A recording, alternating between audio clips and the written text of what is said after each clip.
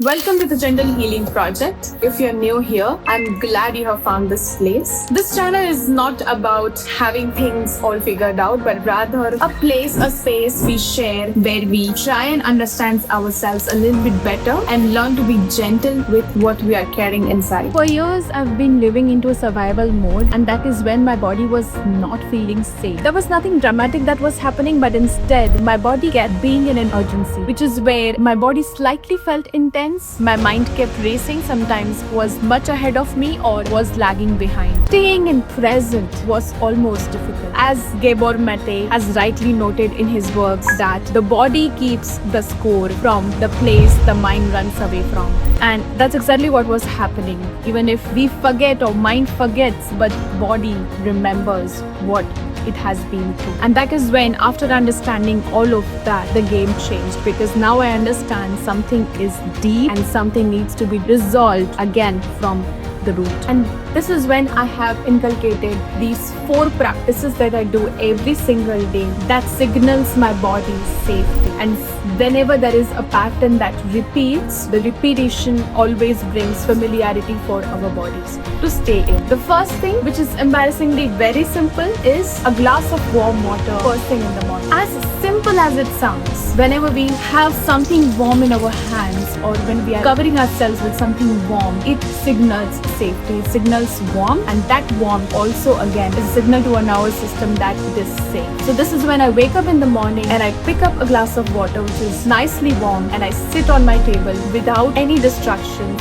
without any noises around me, and I drink that sip by sip, which is very intentional but also brings that comfort. So that's like the first signal to my body that this is where the repetition is happening, this is where the body feels safe. The second practice that I try to inculcate in my daily routine is controlled cold exposure, where I expose myself to cold shower in the last 2-3 minutes of my actual shower. I do want to go a full cold, but again, remember we need to be gentle to doing this. So this is where the cold showers has been helping me reduce the anxiety, reduce the overwhelming thoughts, and it has been proven that it triggers endorphins and helps you become calm. As Carl Jung has correctly noted in his works, is that the real work of life is not becoming somebody else, but rather becoming who we already are underneath the survival patterns. The third practice that I have been ensuring that I do it every single day is movement. As they say, depression hates a moving target. Any sort of movement which involves you exerting your body triggers endorphins that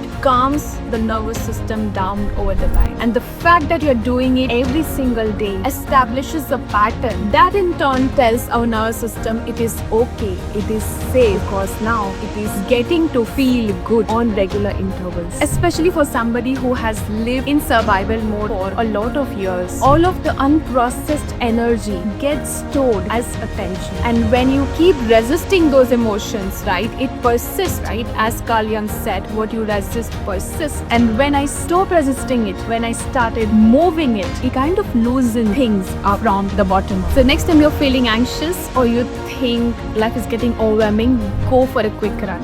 Go for a quick walk or maybe a swim and see how you feel lighter instantly. I love it! The fourth, last but not the least, the practice that is my absolute favorite is sitting still. Sometimes doing nothing, sometimes mantra chanting that slips my body into a meditative state slowly. You would say, why not meditation? Why not a guided meditation? If you're like me, who has a mind that constantly keeps racing, who tries to get ahead of myself, or sometimes is stuck in the past, it's hard to sit still, it's hard to meditate. And that is when I have figured a way out where I decide a time and a place to be at to do this practice. As they say, time has memory, place has energy, which is where I turn up, I sit still, I chant the mantra that I believe in, and that slowly tells my mind to focus on nothing else but just on the mantra, and that leads me into a meditation. We started with just 5 minutes or 8 minutes, and then now we are at 20 minutes of sitting still, just facing my thoughts, not escaping it, and then moving slowly into a meditative state. So if this resonated with you, I want you to know that you are not alone. We all are in some or the other way trying to